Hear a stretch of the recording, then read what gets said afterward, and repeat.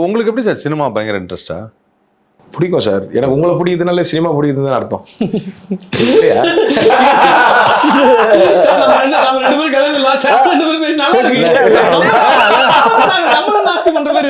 Director வந்து ஒரு கான்செப்ட்ல இருப்பாரு, ஏன் ஈகோ பெருசா, நான் டைரக்ட் பண்ணனால நீ நடிக்கிறேன்னு.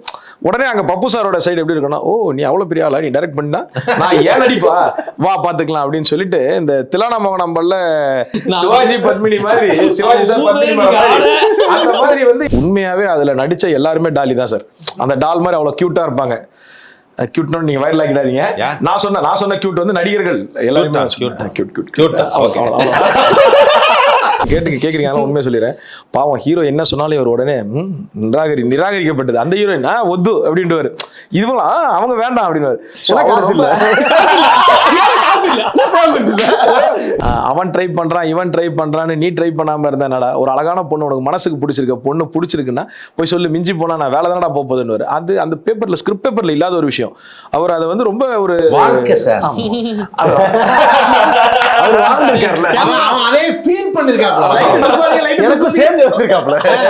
சரியா சார், இதெல்லாம் கடைசியில தான் சொல்லணும்னு தோணும் போதே சொல்லிடணும் சார். உங்களை மாதிரி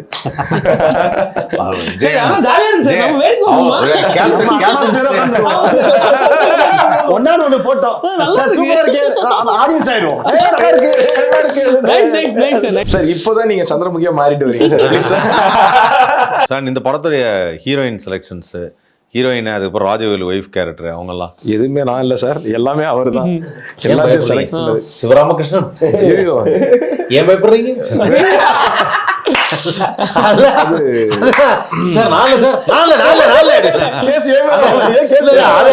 தூக்கத்தை எனக்கு தெரியாது அந்த மாதிரி இருக்கு. ஒரு ப்ரொடியூசர் ஆச்சு இல்ல ஆக்சுவலா அது என்ன அது எப்படின்னா சார், நம்ம அது நானு இல்ல அப்படின்னு சொல்லுவார்ல கார்த்திக், சந்திரமௌலி அப்படின்னு அந்த மாதிரி எதுவுமே எங்க டிசிஷன் கிடையாது சார். கம்ப்ளீட்டா சாய்ஸ் ஆஃப் ஆக்டர்ஸ்ல இருந்து சாய்ஸ் ஆஃப் லொகேஷன்ஸ் எவ்ரிதிங். நாங்க இதுல ஆஸ் அ ப்ரொடியூசரா நான் என்ன பண்ணிட்டு இருந்தேன் அப்படின்னு பாத்தீங்கன்னா, உட்காந்து பர்கர் சாப்பிட்டு இருந்தேன் ஷூட்டிங்ல, அவ்வளவுதான். மற்ற எல்லா வேலையுமே எதுலையுமே அவங்களுடைய ஆர்டிஸ்ட் பண்ணாங்க, டைரக்ஷன் பார்ட் அவர் பண்ணாரு. வெறும் சார் இவ்வளவு பில்லு சார்ன்னு சொன்னா அதை மட்டும் கொடுக்குற வேலையை மட்டும் நான். அதாவது நிறைய புது படங்கள் எடுக்கும் போது இல்லை, இந்த மாதிரி தயாரிப்பாளர் வரும்போது இப்போ டேரக்டர்லாம் சொல்லுவாங்க, அந்த படத்தோட ப்ரொடியூசர் பர்கர் சாப்பிட்டார்ல, பீஸா வாங்கி சாப்பிட்டுட்டு கம்புனுங்களே சார், எடுத்துட்டு வரோம். இல்ல அது இந்த பெரிய வரம் தான் சார். இந்த நான் பர்கர் சாப்பிட்டேன் இல்ல வந்து அந்த படைப்பாளியோட சுதந்திரத்துல கை வைக்காததுன்னு ஒண்ணு இருக்கு இல்ல. ஸோ அது வந்து ஒரு பெரிய வரம் தான். எல்லா டேரக்டருக்கும் அது கிடைக்கும்னு சொல்லி. ஏன்னா ஆளுக்கு ஒரு டேரக்டராக மாறிடுவாங்க. நல்லா இருந்துச்சுன்னா ஒன்று சொல்லுவாங்க, நல்லா இல்லைன்னு ஒன்று சொல்லுவாங்க. என்ன சொல்றது, அது டேரக்ஷன்ன்றது ஒருத்தவனுடைய மூலையே 20 பேர் 30 பேர் ஃபாலோ பண்ணி செய்யறது தான் டேரக்ஷன். ஆக்சுவலாக இதுதான் ஸ்ட்ரக்சர். ஆனால் ஒரு முதல் படம் நம்ம எடுக்கக்குள்ள, நம்ம ப்ரூஃப் பண்ணாம ஒரு இடத்துல போய் நிற்கக்குள்ள 20 பேர் மூலையும் நம்மள்ட்ட திணிச்சிட்டு இருப்பாங்க. இது இப்படி பண்ணலாமே அப்படி பண்ணலாமே, நார்மலா அது நடக்கிற விஷயம் தான். ஆனா அந்த இன்ட்ரூஷன் இல்லாம பண்றதுங்கிறது அது எனக்கு ஃபுல் ஃப்ரீடம். அதுல என்னன்னா, நமக்கு எந்த இடத்துல ரொம்ப கான்ஃபிடென்ட்டா நான் ஃபீல் பண்ணேன்னா, ஆஸ் அ ஆக்டரை வந்து ஒரு விஜய் பப்பு சார் வந்து அவளுடைய பெர்ஃபார்மன்ஸ் ரொம்ப எக்ஸ்ட்ராடனரியாக கொடுத்துருப்பார் எல்லா இடங்கள்லையுமே. ஸோ அந்த கிட்டத்தட்ட ஒரு ஒன் மேன் ஷோ மாதிரி அந்த படத்தோடைய ஒலிம்பிக் டார்ச்சை 4x100 மீட்டர்ஸ் இல்லைன்னா 4 பேர் தூக்கிட்டு ஓடணும், அவர் ஒரே ஆள் தூக்கிட்டு ஓட்டாரு, மித்த 3 பேர் அப்படி பார்க்குற மாதிரி. அது ஏன் அதை நான் சொல்ல வரேன்னா, அந்த அளவுக்கு அவருடைய பர்ஃபார்மன்ஸில் கவர் பண்ணியிருப்பார். அதே மாதிரி டைரக்ஷனில் ஒரு அரவிந்த் சார் வந்து அவருடைய பார்ட் வந்து ரொம்ப சூப்பராக பண்ணியிருந்தார். அதை தாண்டி வந்து சின்ன சின்ன கேரக்டர்ஸ் பண்ணவங்களா இருக்கட்டும், சாரோட அப்பாவா ராஜாமணி சார் பண்ணியிருப்பாரு. அதே மாதிரி வந்து நம்ம கேபிஒய் இவர் ராஜவேல் சார் பண்ணியிருப்பாங்க.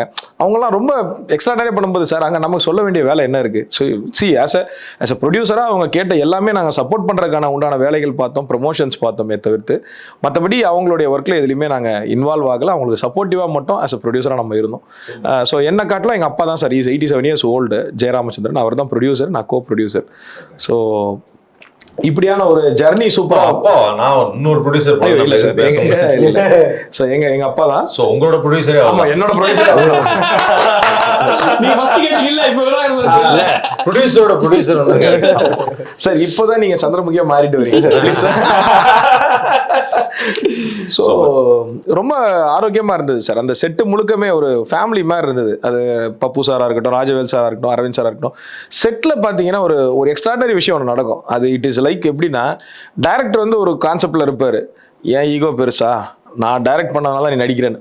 உடனே அங்க பப்பு சாரோட சைடு எப்படி இருக்குன்னா, ஓ நீ அவ்வளவு பெரிய ஆளா, நீ டைரக்ட் பண்ணா நான் ஏன் நடிப்பா, வா பாத்துக்கலாம் அப்படின்னு சொல்லிட்டு இந்த திலானா மோகனம்பல்ல சிவாஜி பத்மினி மாதிரி, சிவாஜி சார் பத்மினி மாதிரி, அந்த மாதிரி வந்து இவருடைய பாயிண்ட் ஆஃப் வியூல அவர் ரொம்ப ஒரு மாதிரி டிஃபரெண்டா போவாரு. ஸோ அவருடைய பாயிண்ட் ஆஃப் வியூல அவர் நடிப்புல வந்து அவர் பின்னி எடுப்பாரு. ஸோ எண்ட் ஆஃப் த டே ஒரு ஆரோக்கியமான சண்டைகள் நிறைய இருந்தது எங்க செட்டுக்குள்ள பாத்தீங்கன்னா. டாம் அண்ட் ஜெர்ரி மாதிரி சார் 2 பேரும், ஆனா ரொம்ப பிரதர்ஸ் மாதிரி அவங்க 2 பேரும். அவங்க சண்டை போட்டுட்டாங்கன்னா நம்ம என்னன்னா, எப்பா ஒரு கொக்கோ கோலா சொல்லு அப்படின்னு சைலண்டா இருக்கிற மாதிரி இருக்கும். ஏன்னா அவ்வளவு ஒரு ஆரோக்கியமான நட்பு இருந்தது. எந்த இடத்துலையுமே வந்து ஒருத்தர் விட்டு கொடுத்துக்க மாட்டாங்க. ஒரு டிஃப்ரெண்டான ஒரு ஜேர்னி சார். முழுக்க இந்த படம் மை டியர் டாலி அப்படின்றது உண்மையாவே அதுல நடிச்ச எல்லாருமே டாலி தான் சார். அந்த டால் மாதிரி அவ்வளவு கியூட்டா இருப்பாங்க. கியூட் நீங்க வைரல் ஆக்கிடாதீங்க. நான் சொன்ன கியூட் வந்து நடிகர்கள் எல்லாருமே கியூட். ஆனா இதுல ஹீரோயின் நீங்க வந்து முதல் படம் ஹீரோன்னு ஒண்ணு, எனக்கு வந்து நயன்தாரா ஏதாவது சாய்ஸ் தான் ஏதாவது சொன்னாரா? எல்லாம் அவன் தான், எல்லாம் சொல்லுங்க, ஏதாவது சாய்ஸ் சொன்னாப்ல? சாய்ஸ் சொன்னாங்க சார். நம்ம அதான் இங்க வந்து நல்லதா சொல்ல ஒரு கேப் விட்டா போயிடுச்சு. இல்ல சார், சாய்ஸ் வந்து ஆக்சுவலா வந்து அதான் சார், நல்ல இதுல தேவையான விஷயங்கள் எல்லாம் சேர்ந்து தான் சார் முடிவு பண்ணணும். அப்படி சேர்ந்து முடிவு பண்ணக்குள்ள அவங்க சார் சைட்ல நிறைய சாய்ஸ் கொடுத்தாங்க. பட்ஜெட்னு சொல்லி வரக்குள்ள மீட் ஆகல. இது ஒரு காம்பேக்டான ஒரு ஃபிலிம் சார். ஏன்னா எடுக்குள்ளே தெரியும் ப்ரொமோஷனுக்கு எவ்வளோ செலவாகும்னு சொல்லி தெரியும். அதை மைண்டில் வச்சு தான் நம்ம எடுத்தோம். இந்த பட்ஜெட்டில் நம்ம எடுத்தால் தான் அந்த பட்ஜெட்டில் நம்ம ப்ரொமோஷன் பண்ண முடியும். அப்போ தான் தேட்டருக்கு வரும் முடியும்னு சொல்லி தெரியும். நம்ம கையை மீறி செலவு பண்ணிட்டோம். அதுதான் டேரக்டரோட வேலைன்னு நினைக்கிறேன். சரிங்களா? அப்போ நம்ம அந்த செலெக்ஷன் ஆஃப் ஆர்டிஸ்ட்ல உண்மையை சொல்லிடலாமா சார்? ரொம்ப நேரம் நீங்கள் கேட்குறீங்க, ஆனால் உண்மையை சொல்லிடுறேன். பாவம் ஹீரோ என்ன சொன்னாலும் இவர் உடனே நிராகரிக்கப்பட்டது. அந்த ஹீரோயின் ஒத்து அப்படின்ட்டு இதுவா அவங்க வேண்டாம் அப்படின்னு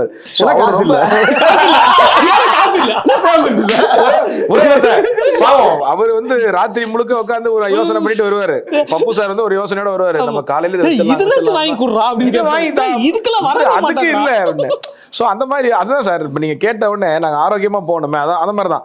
சாய்ஸ் எழுதுங்கன்னு சொல்லிட்டு ஒரு மல்டிபிள் சாய்ஸ் கொஸ்டின் அவர்கிட்ட கொடுத்துருவாரு. ஏபிசி டிக் பண்ணுங்கன்னு. பாவம் அவர் அதுல சூஸ் பண்ணி ஏ எடுத்துட்டு வருவாரு. உடனே அவர் பார்த்துட்டு அதை பார்த்துட்டு ஏபிசி டி ஒரு ஆப்ஷன் அப்படி சொன்னா பரவாயில்ல, இவர் டின்னு ஒரு ஆப்ஷன் புதுசா மனசுக்குள்ள வச்சிருப்பாரு. கொண்டு வந்து கடைசியில் அதுதான் இதுதான் நான் சொன்னேன் அப்படின்ட்டு போயிடுவாரு. ஆனா ஹீரோயின் பத்தி சொல்லணும். ஆக்சுவலா அந்த கேரக்டர் பண்ணும்போது ஒரு பர்டிகுலர் ஷாட் ஒன்று பார்த்தேன். கண் சிமிட்டாம இருக்கிறதுன்னு ஒன்று இருக்கு. அது ரொம்ப கஷ்டம். ஆமா சார். அந்த பொம்மையாவே இருக்கிறப்ப கண் சிமிட்டக்கூடாதுங்கிறது. நான் 2 நிமிஷம் ஹோல்ட் பண்ணி பார்த்தேன். ஹோல்ட் பண்ணால் அந்த கண்ணெல்லாம் ஒரு மாதிரி கலங்கும், லைட்டாக ஒரு மூவ்மெண்ட் வரும். அதுக்கே ஒரு பெரிய ப்ராக்டிஸ் வேணும். அவங்கள பற்றி சொல்லுங்களேன். ஹீரோயின் அனுப்பமா? அதான் சார், நம்ம இதுக்கு முன்னாடி ஒரு நோட்டபிள் ஒர்க் சொன்னல, ஷாலினி ஸ்டோர்ஸ். ஸோ அதில் தான் அவங்க லான்ச் ஆனாங்க. ஷாலினி ஸ்டோர்ஸில் சிஸ்டர் கேரக்டரில் அவங்க லான்ச் ஆனாங்க. அதான் சார், நம்ம இது கேஸ்ட் அண்ட் கிரீவுன்னு சொல்லி சொல்கிறதுக்குள்ளே எல்லாமே ஃப்ரெண்ட்ஸாக இருந்து நம்ம கமிட் பண்ணால் நம்ம அந்த சேஃபாக தப்பிச்சிடலான்றது என்னுடைய பிளான். அந்த பையன் நடிக்கல, அந்த ஷாலினி ஸ்டோர்ஸ் அந்த பையன் ஹீரோவா? அதான் சார், அது அவருக்கு அந்த டைம்ல கனாகாலங்காலங்கள் பண்ணிட்டு இருந்தாரு. படம் பண்ணக்குள்ள அவர் கனாகாலங்காலங்கள் பண்ணிட்டு இருந்தாரு. ஸோ வந்து அந்த ஹீரோயினும் சைமல்டேனியஸா 3 சீரியல் வந்து ஹீரோயினா போயிட்டு இருக்காங்க. டாப் ஆர்டிஸ்ட் ஆயிட்டாங்க, நல்ல ஃபேம் போயிட்டாங்க சார். ஸோ அதனால வந்து இருந்தது இவங்க மட்டும்தான் ஃப்ரீயா இருந்தாங்க. ஸோ அதனால அவங்களை அப்ரோச் பண்ணேன். அது மட்டும் இல்லாமல் சார், இவங்க எல்லாமே ஃப்ரெண்ட்ஸ்ன்றதுனால இன்னொன்று சொல்றேன், யார்ட்டுமே நம்ம சைனியா வாங்கல. இது வித்தவுட் சைன்ல வந்து இந்த படம் நடந்திருக்கு. அதுதான் எங்களுக்கு வந்து எல்லாமே நம்பிக்கை.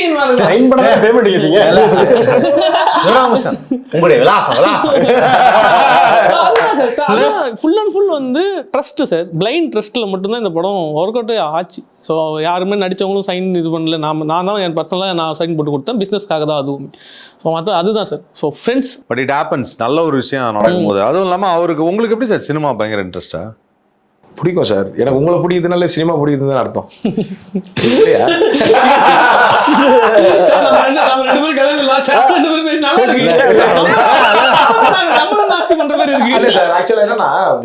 ஒரு ஜென்ரேஷன் சார். இன்னைக்கு நான் இதை ஏன் தத்ரூபமா நீங்க என்ன இன்டர்வியூ கூப்பிட்டுருக்கீங்கன்றதுனால எனக்கு உங்களை பிடிக்குதுன்னு சொல்லல. ப்ரெசன்ஸ் ஆஃப் மைண்டுன்றது ரொம்ப வந்து ஆன் ஸ்க்ரீனில் வேணும் சார். அது என்னென்னா பேப்பரில் இருக்கிறது வேற. நிறைய இடங்கள்ல நீங்கள் அந்த ஆதித்யாவில் மற்ற இடங்கள்லாம் பார்க்கும்போது நான் சொல்கிறேன், இது ஏன் உங்களை பற்றி ஒரு வார்த்தை சொல்லணும் அப்படின்னா, நடிகர்கள் நிறைய பேர் இன்றைக்கி இது வந்து உங்கள் யூடியூப் சேனல் வாயிலாகவே நான் சொல்லணும்னு நினைக்கக்கூடிய ஒரு விஷயம். நிறைய பேர் வந்து பார்த்தீங்கன்னா, இப்போ நம்ம படத்தில் பண்ணவங்க எல்லாமே பப்பு சார்லாம் எடுத்துக்கிட்டிங்கன்னா, இப்போ ஸ்பான்டேனியஸாக அந்த ஸ்பாட்டில் இவர் எழுதியிருப்பார். ஒரு 150 பக்கத்துக்கு எழுதி வச்சிருப்பாரு. அவர் திடீர்னு பார்த்தீங்கன்னா 150 பக்கத்தில் இல்லாத ஒரு விஷயத்தை புதுசாக சொல்லியிருப்பார். அதுங்க கிளிக்காக இருக்கும். அதே மாதிரி அவர் ராஜவேல் சார் எடுத்தீங்கன்னா ஒரு டைலாக் சொல்லியிருப்பாரு சார், ரொம்ப அழகா. அதில் என்னன்னா, அவன் ட்ரை பண்றான் இவன் ட்ரை பண்றான்னு நீ ட்ரை பண்ணாம இருந்தா என்னடா, ஒரு அழகான பொண்ணு உனக்கு மனசுக்கு பிடிச்சிருக்க பொண்ணு பிடிச்சிருக்குன்னா போய் சொல்லு, மிஞ்சி போனா நான் வேலை தானடா போகுதுன்னு. அது அந்த பேப்பர்ல ஸ்கிரிப்ட் பேப்பர்ல இல்லாத ஒரு விஷயம்.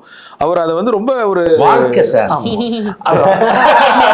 அவர் வாழ்ந்திருக்காருல, அவன் அதே ஃபீல் பண்ணிருக்காப்ல, எனக்கும் சேர்ந்து வச்சிருக்காப்ல. அவன் ட்ரை பண்ண இவன் ட்ரை பண்ண ஆஃப்டர் வேலை தான் போகுது. அதெல்லாம் வந்து ஸ்பாட்ல பண்ண விஷயம் சார். அதே மாதிரி இதுல இந்த நீங்க படத்தை நீங்க பார்த்ததுனால சொல்றேன், ஒரு பாப்பா ஒண்ணு பேபி தீக்ஷிதா சொல்லிட்டு அந்த குட்டி குழந்தை, அந்த பாப்பா வந்து பாத்தீங்கன்னா கிட்டத்தட்ட ஷூட்டிங் முடிக்கிற அளவுக்கு அந்த ஷாட் எடுக்கிறதுக்கு ஒரு 6.5 7 hours ஆயிருக்கும்ல சார். 8 hours, அரௌண்ட் 8 hours ஆயிருக்கும். அந்த 8 மணி நேரம் அந்த குழந்தை வந்து கேப் கொடுத்து அதை கண் சிமிட்டாது அப்படின்னா அந்த பிள்ளை அவ்வளோ அழகா பண்ணியிருக்கோம். உங்க சேனல் வாயில அந்த குழந்தைக்கு எங்களுடைய மனமார்ந்த நன்றிகளை நாங்கள். இன்ஃபர்மேஷன் மறுநாள் அந்த பொண்ணுக்கு எக்ஸாம், ஒரு பக்கம் படிச்சிட்டு இருந்தாங்க, கண் முடிச்சு படிக்க வேண்டிய நேரத்துல கண் முடிச்சு ஷூட்டிங் நடத்திருக்கீங்க. அதான் ஒரு பக்கம் படிச்சிட்டு இருந்தாங்க, ஒரு பக்கம் நடிச்சிட்டு இருந்தாங்க. படிப்பு நடிப்பு வாவ். ஆனால் ஒரு பெரிய வரம் வந்து சார், ஒரு மிகப்பெரிய ஒரு படத்துக்கு, எல்லா படத்துக்குமே ஒரு மிகப்பெரிய முதுகெலும்பாக இருக்கக்கூடியது டைரக்ஷன், ஆக்டிங், அந்த மாதிரி இருக்கக்கூடிய 24 கிராஃப்ட். நம்ம ப்ரொடக்ஷன் சைடில் வந்து நான் சொல்லி ஆகணும், திருமலைன்னு சொல்லி நம்ம தம்பி ஒருத்தர், அவர் மூர்த்தி, ஞானமூர்த்தி, பாலாஜி, அதுக்கப்புறம் அந்த மாதிரி நிறைய பேர், இப்போ உதாரணத்துக்கு பெருமாள், கிஷோர், கார்த்திக், இவங்கெல்லாம் வந்து ரொம்ப வந்து சப்போர்ட்டிவாக இருந்தாங்க எல்லா இடங்கள்லையுமே. ஸோ அவங்களுக்கும் என்னுடைய இந்த சேனல் வாயில நன்றி சொல்லிக்கிறேன். ஏன் நீங்கள் கேட்கலாம் சார், ஏன் சார் இதெல்லாம் கடைசியில் தானே சொல்லணும்னு, தோணும் போதே சொல்லிடணும் சார் உங்களை மாதிரி.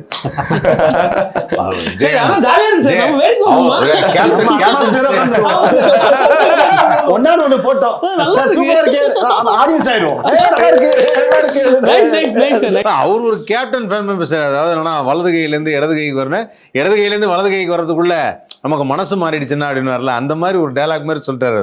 தோணும் போதே சொல்லிடுறாரு. உண்மையிலே பாராட்ட வேண்டிய விஷயம் சார். ஏன்னா ஒரு டெக்னீஷியன்ஸ் எல்லாத்தையும் வந்து நீங்கள் அவ்வளோ தூரம் ரிமெம்பர் பண்ணுறீங்க அப்படின்னா அப்போ அவங்களும் அந்த அளவுக்கு ஒர்க் பண்ணியிருக்காங்க.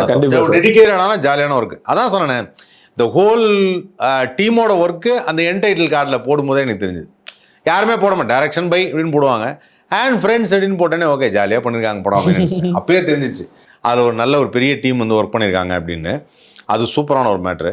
அண்ட் பப்பு ஆப்போசிட் ஒரு கேரக்டரோட நடிக்கலாம் இல்லையா, அது பொம்மைன்னு தெரிஞ்சதுக்கப்புறம் நடிக்கணும்.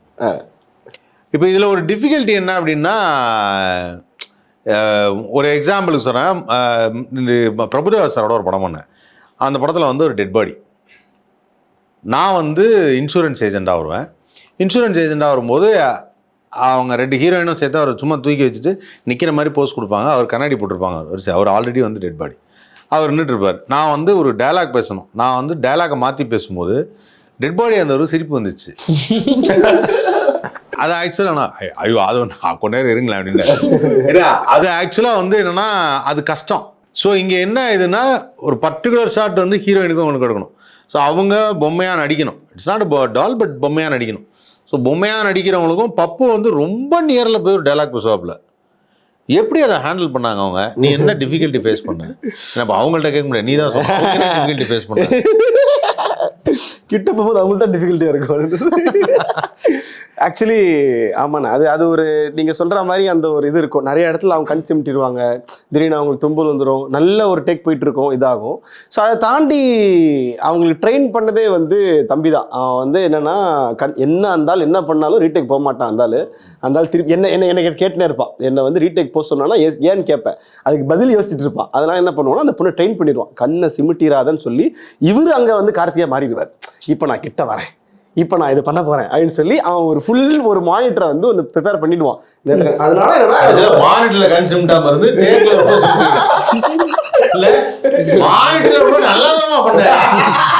ஆக்சுவலாக அதான் நிறைய அதான் சார் சொன்ன மாதிரி அது பாதி இருந்ததுனால இன்னும் அவ்வளோ பர்ஃபெக்ஷனாக யாராலும் இருக்க முடியாது. நிறைய டைம் கண்ணை ஆப்ல சிமிட்டிட்டாங்க. அதெல்லாம் தெரியாமல் நமக்கு ப்ரெசென்ட் பண்ணது எடிட்டர் தான். ஸோ இதில் வந்து கிட்டத்தட்ட வந்து படம் நிறைய கட்ஸில் மாற்றிருக்கு. எடிட்டர் பேர் சித்தார்த். அவர் ஒன் ஆஃப் தி பில்லர் இந்த மூவிக்கு. இவங்க எல்லாமே ஒரு சர்க்கிள் மாதிரி. எடிட்டிங் வந்து ஒரு வைட்டல் ரோல் இந்த சினிமா. ஆமாம், இது எடிட்டிங்கில் தான் நம்ம டேபிளில் தான் கதை லாக் பண்ணமே. ஆக்சுவலாக நான் எழுதுனது ஒரு கதை, அதில் பாதி எடுக்க முடியல, டு பி ஃப்ராங்க் அதுதான். ஸோ டேபிளில் வந்து ஒரு கதையை நம்ம லாக் பண்ணோம். ஸோ அதான் இப்போ நீங்கள் பார்க்குற ப்ரெசன்டேஷன் பண்ணது அதுதான். இது எந்த டேரக்டரும் வந்து சொன்னதே கிடையாது. அது ஸோ எடிட்டர் உண்மை. ஆக்சுவலாக ஒரு படத்துடைய எடிட்டர் வந்து ரொம்ப ரொம்ப ரொம்ப முக்கியம். ரொம்ப முக்கியம். ஏன்னா ஒரு டைரக்டருடைய கற்பனை வந்து வேற லெவல்ல இருக்கும். அந்த கற்பனையிலலாம் அவர் எல்லாத்தையும் எடுத்திருப்பாரு. அதுக்கப்புறம் அவர் ஒரு கோர் ஒன்று வச்சிருப்பாரு, இதுக்கு அடுத்தது இது, இதுக்கு அடுத்தது, இதுக்கு அடுத்ததுன்னு. அதை கரெக்டாக புரிஞ்சுக்கிட்டு ஒரு எடிட்டர் வந்து எந்த இடத்துலையும் லேக் ஒரு இதை எக்ஸ்ட்ரா காமிக்காம அதை கரெக்டாக அந்த ஷார்ட்டை கட் பண்ணி கொடுக்குறது இருக்குல்ல, அது எடிட்டர் தான். உண்மையிலே hats off to the editors of Tamil cinema. ஏன்னா தமிழ் சினிமாவில் இன்ன வரைக்கும் நல்ல படம்னா டேரக்டர் எவ்வளோ முக்கியமான ஒரு காரணமோ அது ஈக்குவலாக அந்த எடிட்டர். கண்டிப்பா. அதாவது அவர் தான் அதை ஃபர்ஸ்ட் விஷுவல் பார்க்குறாரு. அவர் தான் அந்த இவருடைய விஷுவலை கேமராமேன் பதிவு செய்யறாரு, எடிட்டர் வந்து பார்க்குறாரு. அதுதான் நான் ஃபீல் பண்றது.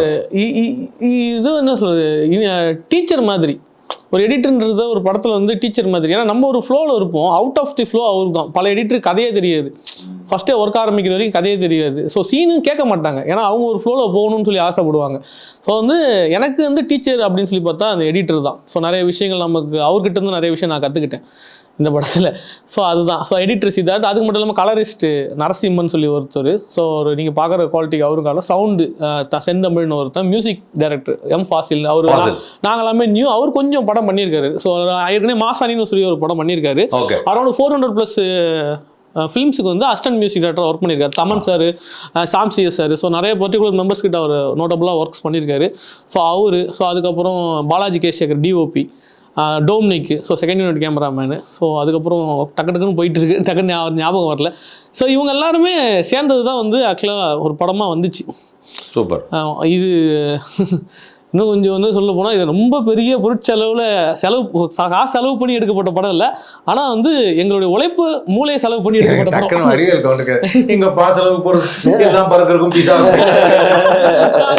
மூளையை செலவு பண்ணி நாங்களா பண்ண ஒரு விஷயம், உழைப்பு செலவு பண்ணி மூளையை செலவு பண்ணி பண்ண ஒரு விஷயம்.